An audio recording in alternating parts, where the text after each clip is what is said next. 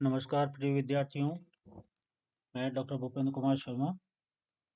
हम लोग पढ़ रहे हैं एरीन्स के बारे में। आज हमारा दूसरा लेक्चर है। पिछले लेक्चर में हमने एरीन्स क्या होते हैं उनका परिचय हमने पढ़ा था, जिसमें हमने पढ़ा था कि भाई जितने भी कार्बनिक यौगिक हैं उनको दो श्रेणी में विभक्त किया गया है, जिसके अंदर एक विवरण श्रृंखला खुली श्रृंखला वाले, दूसरे बंद श्रृंखला वाले। बंद श्रृंखला वाले यौगिकों को पुनः दो भागों में विभक्त कर सकते हैं। एक जो कि एलिफेटिक यौगिकों से समानता रखते हैं, उन्हें एलिसाइक्लिक यौगिक कहा गया। और दूसरे जो बंद श्रृंखला वाले हैं उनमें भी पुनः दो कैटेगरी थी। सिर्फ कार्बन ही परमाणु हैं तो उन्हें कार्बचक्रीय यौगिक, ठीक है, और जो हैं विषम चक्रीय यौगिक कहलाते हैं।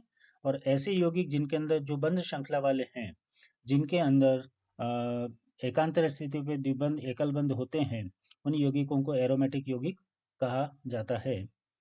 एरोमेटिक यौगिकों में जो विशिष्ट गुणधर्म होते हैं, जैसे उनमें अतिरिक्त स्थायित्व होता है, वह इलेक्ट्रॉन स्नेही प्रतिस्थापन अभिक्रियाएं दर्शाते हैं, और उनके अंदर कार्बन की प्रतिशत मात्रा अधिक होती है।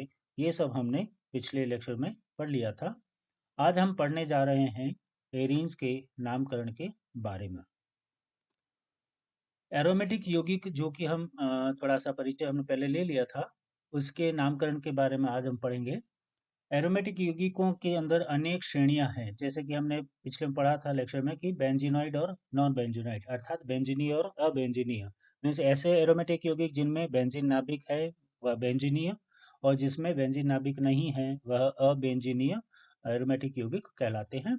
तो हम इसके अंदर आज जो नामकरण अभी पढ़ रहे हैं उसके अंदर बेंजीनीय एरोमेटिक यौगिकों के नामकरण के बारे में जानकारी लेंगे। जो हमें बातें ध्यान देनी है नामकरण के लिए, उसके अंदर सबसे पहले कि ऐसे एरोमेटिक यौगिक जिसके अंदर बेंजीन वलय है, उनके नामकरण के लिए हमें उन सब यौगिकों का बेंजीन का व्युत्पन्न मान लेते हैं, अर्थात वे डेरिवेटिव माने जाते हैं बेंजीन के। दूसरा बिंदु कि सभी एरोमेटिक हाइड्रोकार्बन अर्थात बेंजीन और इसके सजात को एरीन कहा जाता है। मीन्स ऐसे यौगिक जिनके अंदर बेंजीन नाभिक हैं वह एरोमेटिक हाइड्रोकार्बन भी हो सकता है, या उसके अंदर कोई दूसरा समूह भी जुड़ा हुआ हो सकता है, लेकिन अगर बेंजीन नाभिक उसमें उपस्थित हैं तो उन सब यौगिकों को हम एक श्रेणी में एरीन नाम से जानते हैं। और एक संयोजी मूलक उसको हम एरिल और या फेनिल मूलक कहते हैं। जब फेनिल मूलक के साथ में कोई एल्किल समूह जुड़ा हुआ होता है तो वह यौगिक एल्किल बेंजीन कहलाता है। जैसे कि यहाँ उदाहरण नीचे दे रखे हैं, यह बेंजीन का स्ट्रक्चर है जिसके अंदर हेक्सागन, और इसके अंदर हम यहाँ पर हमने बीच में रिंग बता रखी है। ये एक्चुअली रिंग बताने के मतलब है कि इसमें एकांतर स्थिति पे द्विबंध और एकल बंध उपस्थित हैं।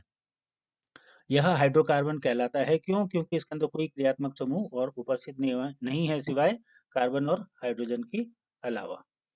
तो दूसरा उदाहरण है बेंजीन के अंदर मिथाइल ग्रुप जुड़ा हुआ है, तो इसका कॉमन नेम, पॉपुलर नेम है टोलुइन, लेकिन इसको आप मिथाइल बेंजीन भी कहते हैं।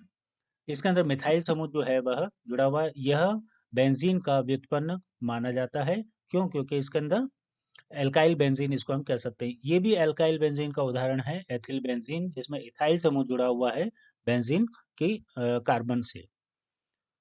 यहाँ पर विनाइल समूह जो है वह जुड़ा हुआ है बेंजीन के नाभिक से, इसलिए इसको विनाइल बेंजीन कहते हैं। लेकिन इसका कॉमन नेम जो है वह स्टाइरीन, स्टाइरीन नाम से भी इसको जाना जाता है।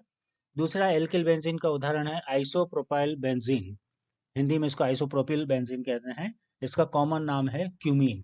तो ये उदाहरण है सारे एरीन्स के, जिसके अंदर बेंजीन नाभिक के साथ में एल्काइल ग्रुप जुड़े हुए हैं।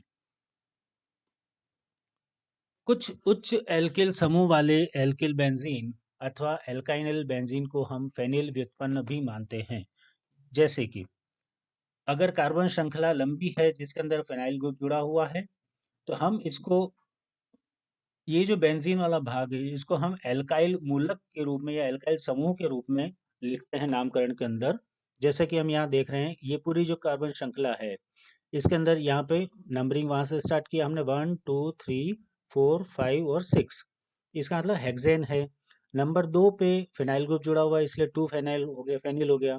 नंबर 3 और 4 के ऊपर 2 मिथाइल ग्रुप जुड़े हुए हैं, तो इस तरह से इसका पूरा नाम हो जाता है 3,4 डाइमिथाइल 2 फेनाइल हेक्सेन। दूसरा उदाहरण है एसिटिलीन के अंदर फेनाइल ग्रुप जुड़ा हुआ है, तो इसको हम फेनिल एसिटिलीन कहते हैं। तीसरा उदाहरण है यहाँ पर ब्यूटेन, इसके अंदर नंबर 2 पोजीशन पर फिनाइल ग्रुप जुड़ा हुआ है।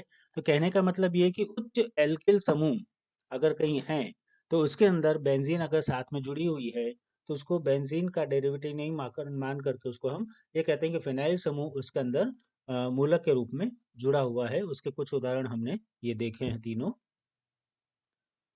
बेंजीन तथा टोलुइन से प्राप्त कुछ मूलक, जैसे हम मूलक के रूप में हम कह रहे हैं भाई बेंजीन को हम लगाते हैं, तो उनके अंदर और मूलक क्या क्या हो सकते हैं। उदाहरण के लिए अगर C6H6 ये बेंजीन का फॉर्मूला होता है, उसमें से एक H हट गया, मीन्स एक संयोजी आपका ये मूलक है, तो C6H5 है, इसको हम फिनाइल मूलक या फेनिल मूलक हिंदी में कह सकते हैं इसको। यदि यह जुड़ा हुआ है जैसे कि एसिटिक एसिड CH3COOH, इसमें एक H के स्थान पर ये जुड़ गया तो इसका नाम हो जाता है फेनिल एसिटिक अम्ल। इसी तरह द्विसंयोजी अगर है मीन्स C6H4 अर्थात दो हाइड्रोजन आपके हटे हैं, दो पोजीशन पे कोई अलग अलग ग्रुप जुड़े हुए हैं, तो इसके अंदर उदाहरण ही आपके सामने तीन है। यदि जैसे कि यहाँ पे NH2 जुड़े हुए हैं, तो NH2 यदि यहाँ पे इस प्रकार से जुड़े हुए हैं तो यह ऑर्थो, और यहाँ जुड़े हुए हैं तो ये मेटा, यहाँ जुड़े हुए हैं तो ये पेरा। कहने का मतलब ये कि 1-2 पोजीशन पे ऑर्थो हो गया, 1-3 पोजीशन पे मेटा हो गया, और 1 और 4 पोजीशन पे पेरा स्थिति होती है। तो ये तीनों उदाहरण हैं फेनिलीन डाईएमीन के। तो यह है ओ फेनिलीन डाईएमीन, यह है एम फेनिलीन डाईएमीन, और यह है पी फेनिलीन मीन्स पेरा फेनिलीन डाईएमीन। ये जो हमने क्रियात्मक समूह अभी देखे थे, हम उसी के बारे में और विस्तार से आगे बात करने जा रहे हैं कि यह जो क्रियात्मक समूह बेंजीन रिंग में जुड़े रहते हैं, अभी तक जो भी हमने उदाहरण पढ़े उसके अंदर बेंजीन से एल्काइल समूह जुड़े हुए थे। वो मिथाइल हो सकता है, इथाइल हो सकता है, आइसोप्रोपाइल हो सकता है, या एसिटिलीन एसिटाइल ग्रुप हो सकता है। लेकिन दूसरे जो क्रियात्मक समूह हैं जैसे OH, NH2, COOH, CONH2 वगैरह वगैरह, अगर ये जुड़े हैं तो इनको पूर्व लग्न या अनुलग्न के रूप में उपयोग कैसे ले सकते हैं, उसके बारे में बता सकते हैं। ये देखा जा रहा है यहाँ उदाहरण में, यह है बेंजीन से जुड़ा हुआ OH, इसको हम कॉमन नाम है इसका फिनॉल, इसको आप हाइड्रोक्सी बेंजीन कहते हैं क्योंकि बेंजीन में हाइड्रोक्सी समूह जुड़ा हुआ है। यहाँ हाइड्रोक्सी है जो यह पूर्व लग्न के रूप में यहाँ लिखा जाता है।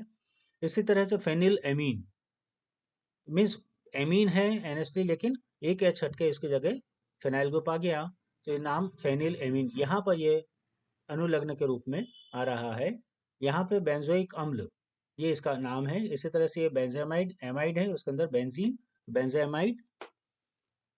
इसी तरह से ये है एल्डिहाइड, तो बेंजल्डिहाइड इसका नाम है। ये है बेंजीन सल्फोनिक अम्ल मीन्स सल्फोनिक अम्ल जो यहाँ है SO3H ग्रुप, यह अनुलग्न के रूप में यहाँ लिखा गया है, तो बेंजीन फिर उसके बाद सल्फोनिक अम्ल। यहाँ पे जो CN समूह है साइनो ग्रुप, यह पूर्व लग्न के रूप में लिखा गया है साइनो बेंजीन।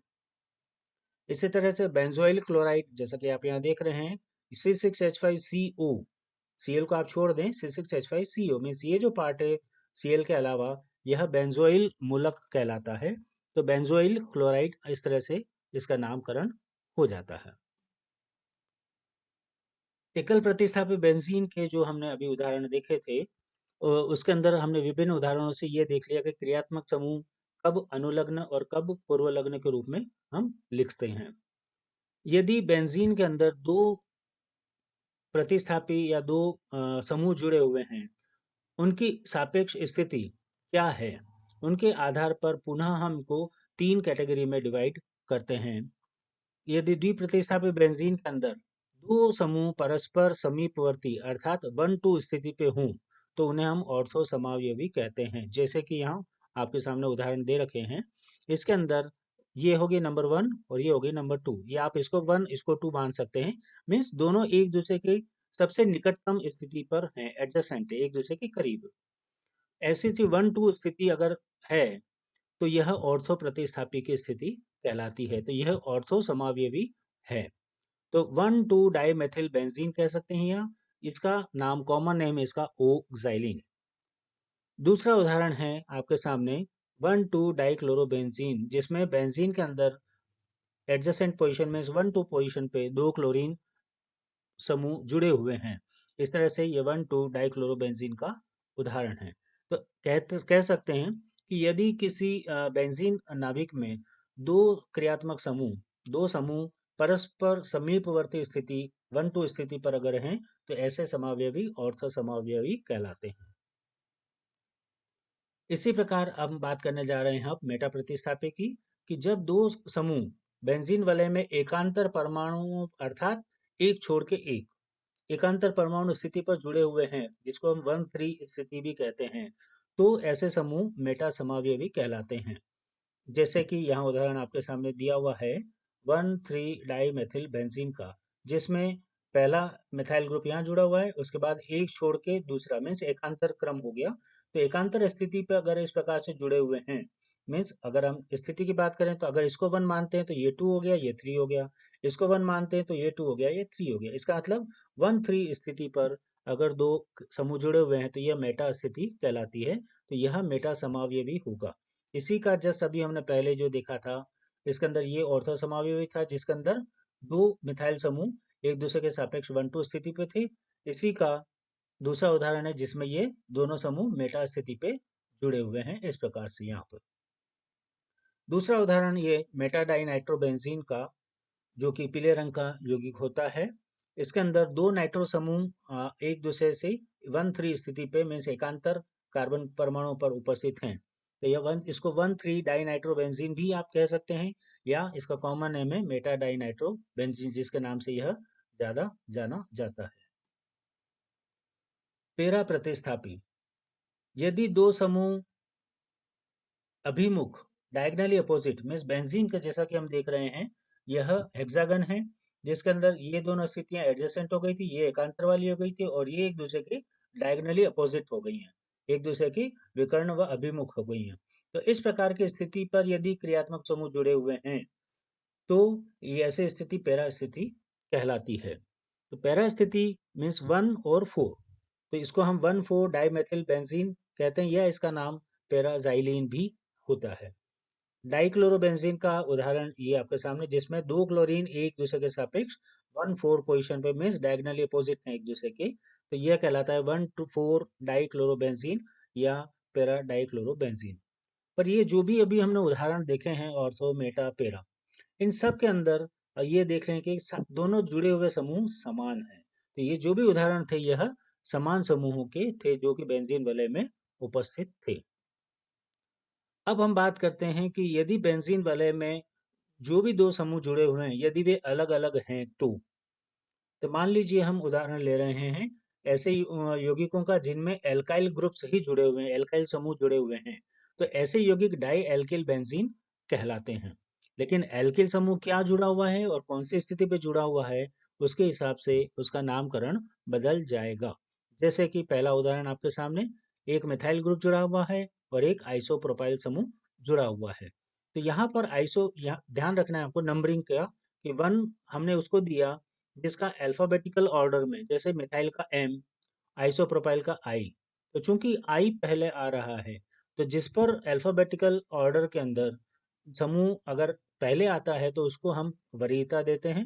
तो इस आधार पर आइसोप्रोपाइल को वाले कार्बन को हमने नंबर 1 माना। उसके बाद इधर से चलें या इधर से चलें, 1 2 3 4, ये नंबर 4 पोजीशन पे मिथाइल समूह आता है। तो इस तरह से इसका नाम हो गया 1 आइसोप्रोपाइल 4 मिथाइल बेंजीन। इसका कॉमन नेम है पैरासाइमिन।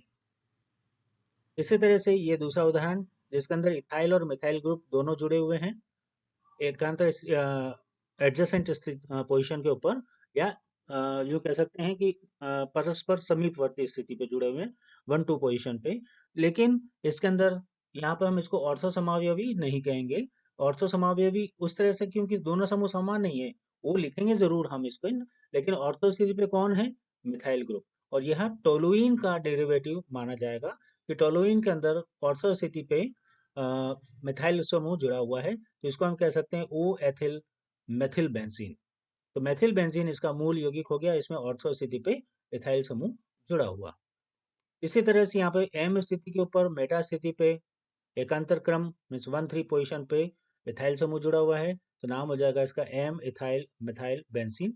लेकिन अगर नंबरिंग के हिसाब से अगर हम इसको कहेंगे तो यह हो जाएगा आपका 1 इथाइल 3 मिथाइल बेंजीन। ये है आपका पैरा एथिल मेथिल बेंजीन ये उदाहरण। तो उपरोक्त उदाहरण जितने भी हमने देखे हैं चारों, इसके अंदर बेंजीन वाले में भिन्न भिन्न एल्किल समूह जुड़े हुए थे। यदि मान लीजिए बेंजीन नाभिक में दो से ज्यादा एल्किल समूह जुड़े हुए हैं, तो ऐसी स्थिति में हम ऑर्थो मेटा पेरा नहीं लिखेंगे, बल्कि उसके अंदर नंबरिंग हम कर दी जाती है। और जैसा कि अभी मैंने पहले आपको बताया था कि नंबरिंग हम उस कार्बन से स्टार्ट करेंगे जिस पर जुड़ा हुआ एल्किल समूह के नाम का पहला अक्षर अंग्रेजी वर्णमाला के क्रम में पहले आता है। जैसे कि यहाँ हम देखें, इसके अंदर तो तीनों मिथाइल ग्रुप ही जुड़े हुए हैं, समान समूह हैं, इसलिए इसको हम 1 2 3 टाइम मेथिल बेंजीन कह देंगे। इसका कॉमन नाम है हेमी मेसिटिलीन मेलिटिन हेमीमेल्टिन। लेकिन दूसरा जो उदाहरण है, इसके अंदर भी समान समूह है, लेकिन ये 1 2 और 4 पोजीशन पे, इसलिए 1 2 4 ट्राई मेथिल बेंजीन, क्योंकि टोटल 3 मिथाइल समूह हो गए हैं जिनकी 1 2 और 4 पोजीशन है। इसके अंदर भी तीनों मिथाइल समूह है, लेकिन इनकी स्थिति 1 3 5 है, तो 1 3 5 ट्राई मेथिल बेंजीन। जो कि नामकरण के बारे में हम बात कर रहे थे नंबरिंग का, तो वो हम यहाँ पे इससे समझ सकते हैं कि इसके अंदर हम देख रहे हैं कि एक तरफ ये ब्यूटाइल समूह है, एक तरफ प्रोपाइल समूह है और एक तरफ इथाइल समूह है। तो यहाँ पर नंबरिंग हम इस वाले कार्बन से करेंगे जिसमें ब्यूटाइल समूह जुड़ा हुआ है। क्यों? क्योंकि ब्यूटाइल समूह जो है उसके अंदर बी लिखा जाता है, अंग्रेजी वर्णमाला के हिसाब से बी आता है पहले, और इथाइल में ई आता है और प्रोपाइल में पी आता है। तो इसलिए ब्यूटाइल वाले ग्रुप जहाँ जुड़ा हुआ है उस कार्बन को नंबर 1, उसके बाद नंबर 2 ये, नंबर 3 ये, तो 1 butyl 2 3 ethyl and 2 propyl benzene. इस तरह से इसका नाम हमने यहाँ पर लिखा है। ये उदाहरण है, इसमें आइसोप्रोपाइल और मेथिल समूह जुड़ा हुआ है, तो आइसोप्रोपाइल का आई और मिथाइल का एम, इन दोनों में से जो समूह है वह पहले इस प्रकार से आई आएगा, इसलिए नंबरिंग यहाँ से स्टार्ट होगी, तो 1 आइसोप्रोपाइल 4 मिथाइल बेंजीन, इसका नामकरण इस तरह से हम कर सकते हैं। ये हम देख रहे हैं जिसके अंदर 4 समूह जुड़े हुए हैं, लेकिन चारों समान हैं और मिथाइल समूह है, तो संगत स्थिति जो भी है इनकी आप लिख दें 1 2 4 5। तो आप यहाँ से लें इस वाले कार्बन से तो 1 2 4 5, या यहाँ से लें 1 2 4 5, समान ही आ रहा है, तो ये 1 2 4 5 टेट्रा मेथिल बेंजीन, इसको हम कॉमन नाम ड्यूरीन से भी जानते हैं। यदि बेंजीन वलय में दो या अधिक भिन्न भिन्न क्रियात्मक समूह जुड़े हुए हों, तो नामकरण करते समय नंबरिंग जो है या क्रमांकन है उस कार्बन परमाणु से प्रारंभ किया जाता है जिस पर अधिक प्राथमिकता वाला समूह जुड़ा हुआ हो और यौगिक का नाम उस समूह के अनुलग्न के साथ समाप्त होता हो। अभी जो भी हमने पहले उदाहरण पढ़े थे, जैसे कि वापस में दिखा दूं, कि ये सब एल्किल समूहों के थे, एल्किल समूह जुड़े हुए थे सभी के अंदर। लेकिन अब हम बात कर रहे हैं कि एल्किल समूह नहीं है, बल्कि भिन्न भिन्न क्रियात्मक समूह जुड़े हुए हों, उनमें से एक एल्किल हो भी सकता है, नहीं भी हो सकता है, लेकिन दूसरा समूह जो होगा वह एल्किल समूह नहीं होगा, या दोनों ही भिन्न भिन्न होंगे। तो ऐसी स्थिति में यदि भिन्न भिन्न क्रियात्मक समूह जुड़े हुए हैं तो उनकी नंबरिंग के अंदर हमें समूहों की वरीयता या प्राथमिकता डिसाइड करनी पड़ती है। जिसको अधिक प्राथमिकता है वह उस यौगिक का अनुलग्न के रूप में काम में लिया जाता है। जैसे कि उदाहरण हम यहाँ देख रहे हैं, ऑर्थो प्रतिस्थापी। यहाँ पर ऑर्थो प्रतिस्थापी के उदाहरण ये सारे दिए हुए हैं। इसके अंदर ऑर्थो प्रतिस्थापी स्थिति को दर्शाने के लिए हम क्रमांक 2 भी कई बार लिख लेते हैं, क्योंकि ये 1 2 पोजीशन है। तो यह उदाहरण पहला वाला जिसके अंदर OH और NO2 दोनों अलग-अलग हैं, उपस्थित हैं, तो इसका नाम हो जाएगा 2 नाइट्रोफिनॉल। इसके अंदर OH और NO2 में से OH जो है वह प्राथमिकता वाला समूह है और NO2 जो है वह प्रतिस्थापी समूह या पूर्व लग्न के रूप में लिखा जाता है। तो पहले लिखा इसकी स्थिति 2, उसके बाद लिख दिया नाइट्रो, और यह बेंजीन के अंदर OH जुड़ा हुआ होता है तो इसको हम कहते हैं फिनॉल। तो इस तरह से इसका नाम हो जाएगा 2 नाइट्रोफिनॉल, या इसको ऑर्थो नाइट्रोफिनॉल भी कह सकते हैं हम। दूसरा उदाहरण आपके सामने ओ हाइड्रोक्सी बेंजोइक एसिड। इसके अंदर OH और COOH दोनों समूह जुड़े हुए हैं, लेकिन इसके अंदर COOH समूह जो है वह मुख्य समूह हो जाता है इस तरह से और OH इसके अंदर वह प्रतिस्थापी के रूप में लिखा जाता है। तो यह हो जाएगा पूर्व लग्न और ये हो जाएगा अनुलग्न। तो का नाम जो होगा इसका बेंजोइक अम्ल, मतलब इस COOH के साथ में ये आपका मुख्य समूह हो गया और OH इसके अंदर प्रतिस्थापी होगा। 2 हाइड्रोक्सी बेंजोइक अम्ल या O हाइड्रोक्सी बेंजोइक अम्ल आप इसको कह सकते हैं। तीसरा उदाहरण है O फॉर्मेल बेंजोइक एसिड। इसके अंदर COH और CH2, इनमें से COOH समूह मुख्य समूह हो गया, इसलिए बेंजोइक एसिड के अंदर नंबर ऑर्थो स्थिति पे या नंबर 2 पोजीशन पे CHO समूह फॉर्मेल समूह जुड़ा हुआ है। यहाँ पर सल्फोनिक और साइनो दोनों समूह हैं। तो साइनो समूह पूर्व लग्न के रूप में 2 साइनो बेंजीन सल्फोनिक अम्ल, इस प्रकार से नाम इसका लिखा जाएगा। ये उदाहरण है ओ क्लोरो नाइट्रोबेंजीन। इसमें NO2 और Cl दोनों उपस्थित हैं। तो यहाँ पर क्लोरीन जो है वह प्रतिस्थापी पूर्व लग्न के रूप में लिखा जाएगा और NO2 जो है वो मुख्य यौगिक या मुख्य अनुलग्न के रूप में लिखा जाएगा। इस तरह से इसका नाम हो जाता है 2 क्लोरो नाइट्रोबेंजीन। ये आपका उदाहरण है ओ एमिनो बेंजोइक एसिड का। तो ये जितने भी हम उदाहरण देख रहे हैं, यहाँ पे आप देख सकते हैं कि यहाँ पर NO2 जो जुड़ा हुआ है इसके अंदर, यहाँ तो यह पूर्व लग्न के रूप में लिखा जाता है, लेकिन यहाँ पे ये NO2 अनुलग्न के रूप में लिखा जाता है। तो कहने का मतलब ये कि यदि भिन्न-भिन्न क्रियात्मक समूह यदि उपस्थित हैं, तो उन भिन्न-भिन्न क्रियात्मक समूहों में से कौन-सा समूह की प्राथमिकता अधिक है, मीन्स कौन-सा समूह उसके अंदर मुख्य समूह होगा और कौन-सा प्रतिस्थापी के रूप में होगा, इस आधार पर उसका नामकरण किया जाता है। मेटा प्रतिस्थापी समावयवों के कुछ उदाहरण आपके सामने यहाँ पर है कि 1,3 स्थिति पर अगर जुड़े हुए हैं, तो यह उदाहरण हो गया एम क्लोरो एनिलीन। इसके अंदर Cl समूह जो है वह पूर्व लग्न के रूप में लिखा जाता है, तो 3 क्लोरो एनिलीन या एम क्लोरो एनिलीन। इसी तरह से CH2OH और OH hydroxy benzyl alcohol means Meta position पर हाइड्रोक्सी हो गया और बेंजाइल अल्कोहल ये आपका मुख्य समूह हो गया। तो CH2OH बेंजीन के साथ जुड़ा हुआ ये बेंजाइल अल्कोहल आपका मुख्य यौगिक हो गया, जिसमें OH समूह जुड़ा हुआ है नंबर 3 स्थिति पर।